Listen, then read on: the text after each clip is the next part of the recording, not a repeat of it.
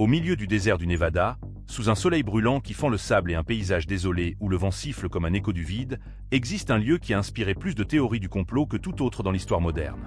Un site invisible sur les cartes pendant des décennies, protégé par des montagnes arides et un silence impénétrable. Ce lieu, c'est la Zone 51, la base militaire la plus secrète et énigmatique des États-Unis. Sa simple mention provoque des réactions partagées. Pour certains, c'est un laboratoire militaire où ont été conçus des avions qui ont changé le cours de l'histoire. Pour d'autres, c'est l'épicentre d'expériences impossibles, de technologies extraterrestres et de secrets jamais révélés. La vérité est que la Zone 51 est née en pleine guerre froide, quand la CIA cherchait un site éloigné des regards indiscrets pour tester LU-2, un avion espion capable de voler plus haut que n'importe quel autre à l'époque. Groom Lake, un lac asséché au milieu de nulle part, devint la piste parfaite pour le décollage et l'atterrissage de ces machines futuristes. Depuis, ce morceau de terre s'est transformé en cœur du secret. Mais tandis que le gouvernement affirmait que tout était routinier, quelque chose a commencé à se produire dans les cieux du Nevada. Les fermiers, les mineurs et les rares habitants des environs commencèrent à signaler des lumières se déplaçant de manière impossible. Des objets brillants qui accéléraient à angle droit ou disparaissaient sans laisser de traces. Les gens les appelèrent ovnis. Le gouvernement, pour sa part, ne répondait que par le silence. Ici, nous allons explorer ensemble les lieux les plus mystérieux, fascinants et incroyables du monde. Si vous aimez les histoires cachées, les paysages uniques et les merveilles de notre planète, vous êtes au bon endroit. Abonnez-vous et activez la cloche pour ne rien manquer. C'est parti! La relation entre la Zone 51 et les objets volants non identifiés devint indissociable. Chaque test d'un nouvel avion coïncidait avec une nouvelle observation. Ce qui, pour les ingénieurs, n'était que la vérification d'un design révolutionnaire, était pour la population civile la confirmation que quelque chose de non humain survolait le ciel. La différence, c'est que personne en dehors de cette base ne pouvait vérifier la vérité. Il ne restait que les lumières, les rumeurs et le mystère grandissant. À ce stade, il est impossible de ne pas parler de l'incident de Roswell, survenu en 1947, quelques années avant la fondation officielle de la Zone 51. Un objet est tombé du ciel au Nouveau-Mexique, et tandis que l'armée assurait qu'il s'agissait d'un simple ballon météorologique, les témoins racontaient des scènes dignes d'un film de science-fiction. Des débris d'un engin impossible à découper, des corps étranges et des véhicules militaires évacuant le tout sous surveillance stricte. Et si ce fameux ballon n'avait jamais été ce qu'on nous a dit? Avec le temps, beaucoup ont commencé à croire que ces restes avaient été transférés au Nevada. Ainsi naquit la théorie selon laquelle, sous le sable de Groom Lake, il n'y avait pas seulement des hangars militaires, mais aussi des laboratoires où l'on étudiait les vestiges de cet accident. Les décennies suivantes n'ont fait que renforcer le soupçon. Dans les années 60, alors que les États-Unis vivaient la course spatiale contre l'Union soviétique, des avions comme le SR-71 Blackbird furent testés dans la Zone 51. C'était une machine capable de voler à plus de 3000 km/h et d'atteindre des altitudes frôlant l'espace. Un appareil tellement en avance sur son temps que beaucoup crurent qu'il n'avait pu être conçu qu'avec une technologie venue d'ailleurs. Il en fut de même avec le F-117 Nighthawk, le premier avion furtif, également testé sur ce terrain interdit. Et bien que nous sachions aujourd'hui qu'il s'agissait de créations humaines, à l'époque, les rumeurs de soucoupes volantes étaient inévitables. Le gouvernement, loin d'éclaircir les choses, nourrissait l'intrigue. Pendant des décennies, il nia l'existence de la Zone 51. Elle n'apparaissait dans aucun document officiel, ne figurait sur aucune carte, et toute tentative d'approche se terminait par des avertissements d'usage de la force létale. La contradiction était flagrante. Tout le monde savait que la base existait, elle pouvait même être observée depuis des satellites ou des montagnes voisines, et pourtant, officiellement, elle n'était pas là. Ce secret absolu fit croître chaque rumeur jusqu'à devenir un mythe. Un simple champ d'essai a-t-il vraiment besoin d'un tel silence? L'un des personnages qui alimenta le plus cette narration fut Bob Lazar, un physicien qui, dans les années 80, assura avoir travaillé dans des installations proches de la Zone 51. Selon lui, non seulement on y testait des avions expérimentaux, mais aussi des engins d'origine non humaine. Il raconta avoir vu des disques volants entreposés et décrivit des systèmes de propulsion impossibles pour la science de l'époque. Bob Lazar fut-il un homme courageux qui raconta ce qu'il avait vu ou un imposteur qui joua avec la curiosité du monde entier? Ces déclarations divisèrent l'opinion publique. Pour certains, c'était un visionnaire qui révélait la vérité. Pour d'autres, un menteur. Néanmoins, l'image de la Zone 51 comme centre d'essai extraterrestre resta gravée à jamais dans la culture populaire. Jusqu'ici, on pourrait dire que la Zone 51 n'est qu'un symbole du secret militaire, un terrain où furent développés des projets en avance sur leur temps. Mais que se passe-t-il quand on regarde de plus près? Que se passe-t-il lorsque les témoignages d'ingénieurs, d'anciens militaires et d'habitants concordent sur des détails impossibles à inventer? Que se passe-t-il lorsque l'explication officielle semble plus absurde que le mystère lui-même? C'est là que l'histoire prend un tournant inquiétant. À partir des années 90, alors que la guerre froide touchait à sa fin et que le monde semblait entrer dans une ère de transparence technologique, la zone 51 connut une transformation silencieuse mais radicale. Les programmes de test d'avions supersoniques laissèrent place à des projets dont l'existence même demeure à ce jour hypothétique. Des prototypes d'engins hypersoniques, des systèmes d'armement invisibles au radar et, selon certains, des technologies qui défieraient les lois de la physique connue. Le nom qui revient le plus souvent dans ces récits est celui d'Aurora, un projet supposé lancé à la fin des années 1980. Selon les passionnés et quelques documents budgétaires mystérieux retrouvés dans les archives américaines, Aurora aurait été un programme destiné à développer un avion capable de voler à Mach 6, soit près de 7400 km/h. Aucun appareil connu ne pouvait rivaliser avec une telle vitesse à l'époque. Les rares témoins qui affirment avoir aperçu Aurora au-dessus du Nevada décrivent un triangle noir gigantesque traversant le ciel nocturne dans un silence presque total, suivi parfois d'une onde de choc caractéristique. Pour d'autres, il ne s'agissait pas d'un avion, mais d'un engin d'origine inconnue que l'armée tentait d'apprivoiser. Rien ne permet de confirmer ces dires, mais le simple fait que des fonds considérables aient disparu dans des budgets dits noirs alimente depuis des décennies l'imaginaire collectif. Aurora n'est pas la seule rumeur. Certains anciens employés de sociétés sous-traitantes de la base ont évoqué, sous couvert d'anonymat, un réseau de tunnels et de niveaux souterrains s'étendant sous le désert du Nevada. Selon leur récit, Groom Lake ne serait que la partie visible d'un complexe bien plus vaste, s'enfonçant profondément dans la terre. Ces tunnels abriteraient des laboratoires isolés, des chambres d'expérimentation et même des zones de confinement. Un ingénieur, dans un témoignage publié des années plus tard sur un forum aujourd'hui disparu, affirmait avoir travaillé brièvement à la construction d'un ascenseur de service menant au niveau C, une zone ultra restreinte où les ouvriers étaient transportés les yeux bandés afin d'ignorer leur emplacement exact. Bien que ce récit n'ait jamais été prouvé, il s'accorde étrangement avec d'autres témoignages similaires recueillis auprès d'anciens sous-traitants civils. Ce qui rend ces histoires si troublantes, c'est la convergence des détails. Des descriptions identiques d'ascenseurs industriels sans marquage, de couloirs en béton éclairés au néon sans aucune signalétique, et de contrôles d'identité si stricts que même les ingénieurs chevronnés n'avaient accès qu'à une infime portion du site. Certains ufologues avancent que ces installations souterraines auraient été conçues pour stocker non seulement des technologies avancées, mais aussi des éléments biologiques recueillis lors d'incidents aériens inexpliqués. Des récits parlent de cuves cryogéniques, de salles hermétiques et de dispositifs de confinement que même les employés de la base ne comprenaient pas entièrement. À cette époque, un autre programme gouvernemental fit surface. Project Blue Book, une enquête officielle menée entre 1952 et 1969 par l'US Air Force sur plus de 12 000 observations d'OVNI. Officiellement, la majorité des cas furent expliqués par des phénomènes naturels ou des erreurs d'interprétation. Pourtant, une centaine d'incidents furent classés comme inexpliqués. Des années après la fin du programme, des documents furent déclassifiés, révélant des échanges. Si vous aimez ce que vous voyez, n'oubliez pas de vous abonner à la chaîne pour ne rien manquer. Et dites-nous en commentaire ce qui vous a le plus impressionné jusqu'à présent. Un simple champ d'essai a-t-il vraiment besoin d'un tel silence?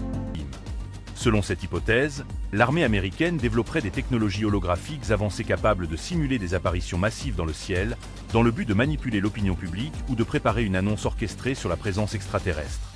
Bien que considérée par la plupart comme une théorie du complot extrême, l'idée que des technologies holographiques puissent être testées dans des zones hautement sécurisées comme Groom Lake n'a jamais été complètement réfutée. Plus inquiétant encore est le rôle supposé de la zone 51 dans la rétro-ingénierie. Plusieurs anciens militaires ont affirmé, parfois au péril de leur réputation, que certains laboratoires du complexe étaient dédiés à la tentative de démonter des technologies non humaines récupérées lors d'accidents ou d'incidents mystérieux. Ces témoignages, bien qu'anecdotiques, suivent tous une trame similaire. Pièces métalliques indestructibles, sources d'énergie inconnue, matériaux se comportant comme s'ils étaient vivants. L'un de ces récits, particulièrement marquant, provient d'un ancien technicien en électronique qui affirma avoir vu, lors d'une intervention urgente, un objet sphérique de la taille d'une voiture suspendu dans une salle blanche. Selon lui, aucun câble ne le soutenait. L'objet flottait silencieusement au centre de la pièce, et lorsqu'il s'en approcha, tous les instruments électroniques qu'il portait tombèrent en panne instantanément. Son supérieur l'aurait ensuite escorté hors de la pièce et lui aurait interdit de parler de ce qu'il venait de voir. Il ne révéla cette histoire que des années après sa retraite. À mesure que les années passaient, les récits prenaient de l'ampleur. Ce qui, au départ, semblait n'être qu'un terrain d'essai militaire devenait peu à peu, dans l'imaginaire collectif, un laboratoire secret où se mêlaient ingénierie humaine et technologie venues d'ailleurs. La culture populaire s'en empara. Films, séries, livres et documentaires multiplièrent les références à des hangars remplis de soucoupes volantes, à des salles d'expérimentation cachées dans les profondeurs de la Terre et à des scientifiques réduits au silence. Mais au-delà du folklore, une question demeure. Si ces témoignages n'étaient que des inventions, pourquoi tant de personnes issues de milieux techniques, parfois au sommet de leur carrière, auraient-elles risqué leur crédibilité pour raconter des histoires aussi précises? Le mystère se nourrit de ces voix discordantes.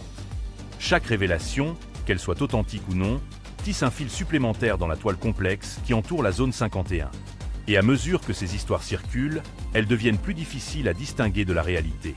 Au tournant du XXI siècle, la zone 51 entra dans une nouvelle ère de secrets. Alors que le monde découvrait Internet, les caméras satellites et la circulation massive d'informations, la base sembla redoubler d'efforts pour rester hors d'atteinte. Les infrastructures visibles ne changèrent presque pas, mais selon des observateurs attentifs, l'activité souterraine augmenta considérablement. Les convois nocturnes, les avions sans marquage et les livraisons aériennes inhabituelles devinrent plus fréquents, comme si quelque chose d'invisible prenait forme dans l'ombre.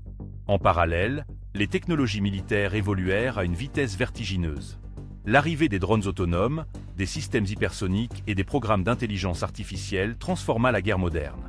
De nombreux analystes pensent que la zone 51 fut l'un des laboratoires clés de cette révolution silencieuse. Des prototypes d'appareils sans pilote auraient été testés dans le plus grand secret, capables d'opérer à des altitudes et des vitesses inédites, tout en restant invisibles au radar classique. Ce contexte donna naissance à une nouvelle génération de témoignages, ceux des pilotes militaires américains. Entre 2004 et 2015, plusieurs escadrons de la Navy rapportèrent avoir observé des objets volants se déplaçant de manière impossible, sans propulsion visible, changeant de direction instantanément ou descendant de 24 000 mètres à quelques mètres de la mer en quelques secondes. Ces rapports, longtemps classés, furent finalement rendus publics en 2020, forçant le Pentagone à reconnaître officiellement l'existence de phénomènes aériens non identifiés. Pour de nombreux chercheurs, ces objets représentent la preuve la plus tangible à ce jour que des technologies inconnues sont en jeu. Certains y voient l'ombre de programmes militaires ultra classifiés. D'autres, plus audacieux, affirment qu'il s'agit d'une nouvelle phase d'études issues de matériaux non humains entreposés depuis des décennies à Groom Lake.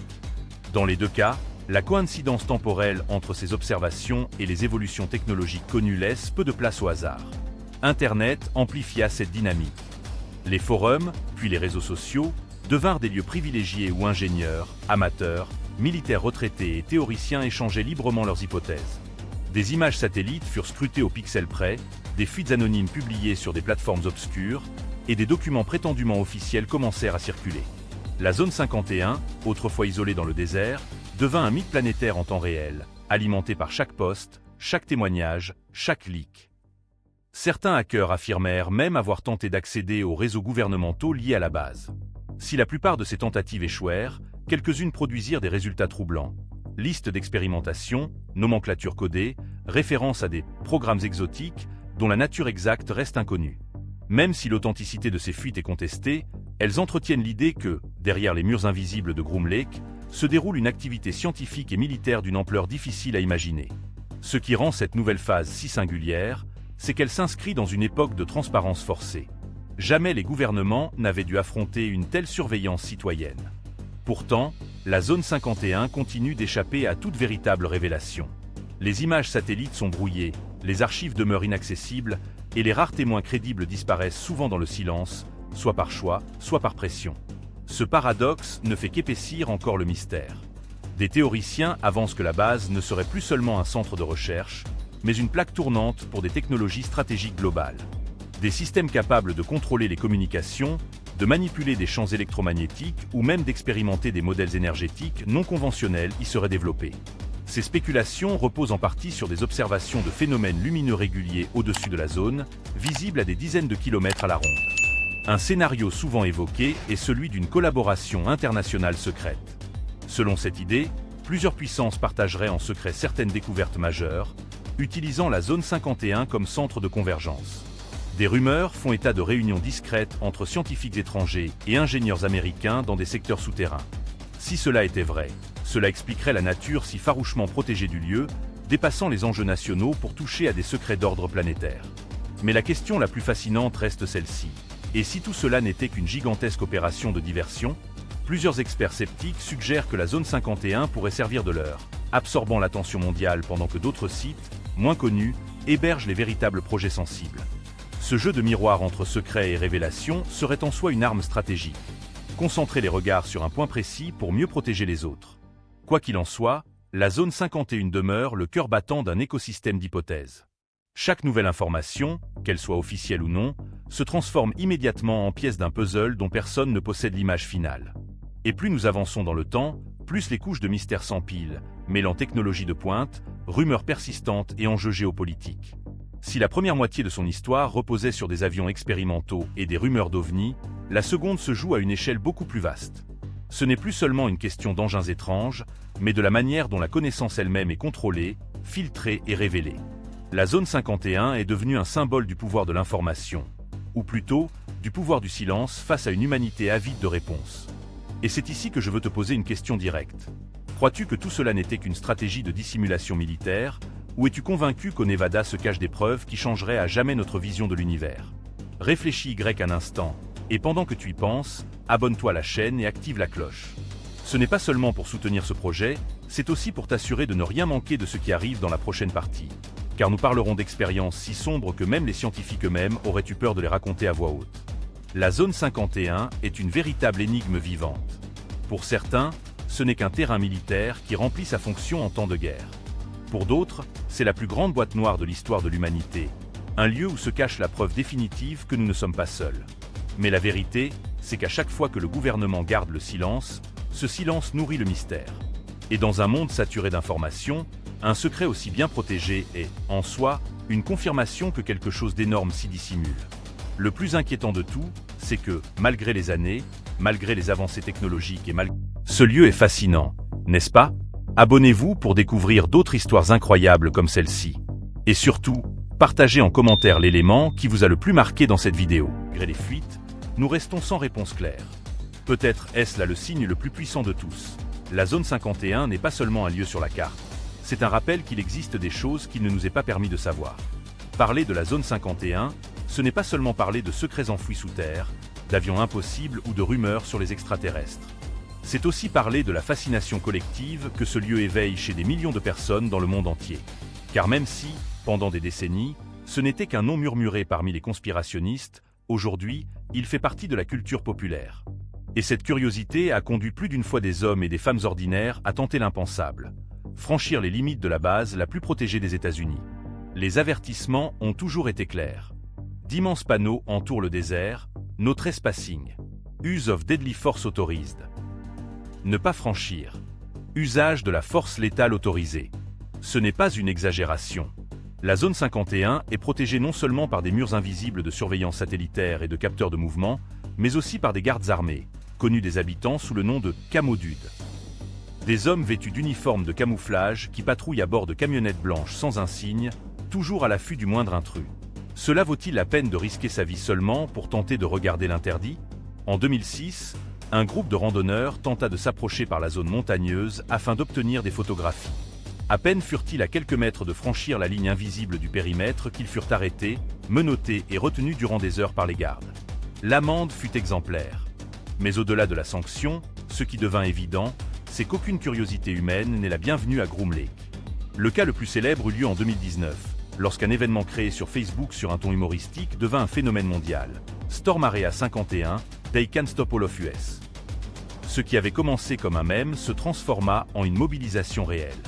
Plus d'1 million de personnes confirmèrent leur participation en ligne, et le monde entier se demanda si réellement des milliers de curieux marcheraient sur le désert du Nevada pour forcer l'entrée de l'endroit le plus secret de la planète.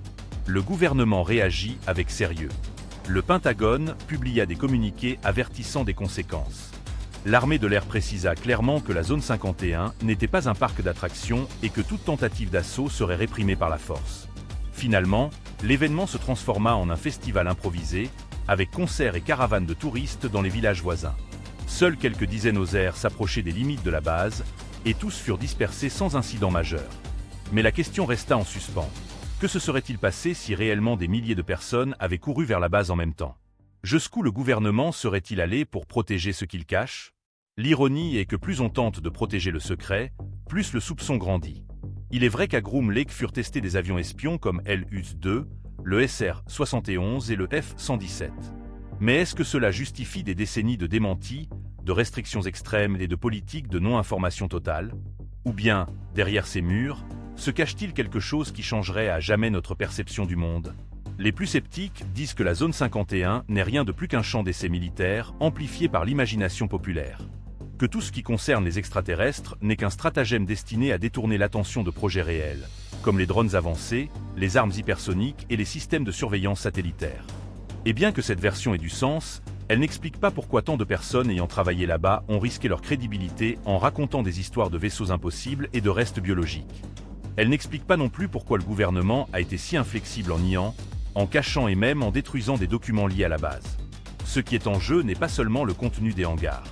C'est aussi l'idée qu'il existe des vérités que nous ne sommes pas destinés à connaître. La zone 51 est devenue un symbole de la lutte entre la transparence et le secret, entre la curiosité humaine et le contrôle du pouvoir. Et dans ce choc, nous sommes tous spectateurs. Ces dernières années, avec la déclassification de documents du Pentagone concernant des observations de phénomènes aériens non identifiés, le soupçon est revenu. Le gouvernement lui-même a admis qu'il existe des objets qui se déplacent de manière impossible, sans que personne ne puisse expliquer leur origine. Ces preuves sont-elles un écho de ce qui est conservé dans la zone 51? Imagine un instant que demain, un président des États-Unis révèle tout. Qu'il convoque une conférence et déclare « Oui, dans le Nevada, nous gardons des engins qui ne sont pas de cette planète. Oui, nous avons des preuves que nous ne sommes pas seuls. » Que se passerait-il dans notre société? Les religions s'effondreraient-elles? La politique mondiale changerait-elle? Ou simplement accepterions-nous la vérité et continuerions-nous nos vies? Voilà le dilemme qui entoure la zone 51. Non seulement ce qu'elle cache, mais aussi ce qu'elle représenterait si la vérité était révélée. Et maintenant, je veux m'adresser directement à toi. Si jusqu'ici cette histoire t'a tenu en haleine, si à un moment tu as ressenti le besoin d'en savoir plus, abonne-toi à la chaîne, car ce que nous faisons ici, c'est exactement cela. Explorer les mystères que les gouvernements préfèrent taire. Active la cloche et partage cette vidéo avec tes amis, car c'est une énigme qui se multiplie lorsque nous la discutons ensemble. La zone 51 restera encore longtemps un territoire interdit. Personne ne peut y entrer, personne ne peut photographier ce qui s'y passe, et ceux qui osent parler le font en sachant que leur voix sera réduite au silence ou ridiculisée. Peut-être que nous ne saurons jamais la vérité complète. Peut-être que les preuves sont là, cachées à jamais dans des tunnels souterrains. Ou peut-être que le plus grand secret de la zone 51 n'est pas ce qu'elle cache, mais ce qu'elle génère. La certitude que, même dans un monde hyper surveillé, connecté et saturé d'informations, il existe encore des lieux qui nous rappellent que nous ne savons pas tout. C'est là la force de ce mythe. Un terrain aride au milieu du Nevada transformé en légende mondiale. Un espace qui n'apparaît même pas sur les cartes, mais qui occupe une place centrale dans nos conversations, nos films et nos cauchemars. La zone 51 n'est pas seulement un morceau de terre, c'est une blessure ouverte dans la curiosité humaine, un rappel qu'il y aura toujours des questions sans réponse. Et peut-être que c'est là la leçon la plus importante. Tout mystère n'a pas besoin d'être résolu. Parfois, le secret est plus puissant que la révélation. Car tant que nous ne savons pas ce qui se passe derrière ces murs invisibles, nous continuerons à imaginer l'impossible. Et l'imagination, au final, peut être plus dangereuse que n'importe quelle vérité. Alors, la prochaine fois que tu regarderas le ciel et que tu verras une lumière se déplacer de façon étrange, souviens-toi de ceci. Cela peut être un avion expérimental, cela peut être un satellite, ou cela peut être quelque chose que nous ne comprendrons jamais. Et si la réponse que nous cherchons tant avait toujours été là, gardée au cœur du Nevada? L'histoire de ce lieu touche à sa fin, mais le monde regorge encore de mystères à explorer. Abonnez-vous pour ne pas manquer les prochaines découvertes, et partagez en commentaire ce qui vous a le plus fasciné aujourd'hui. À la prochaine exploration!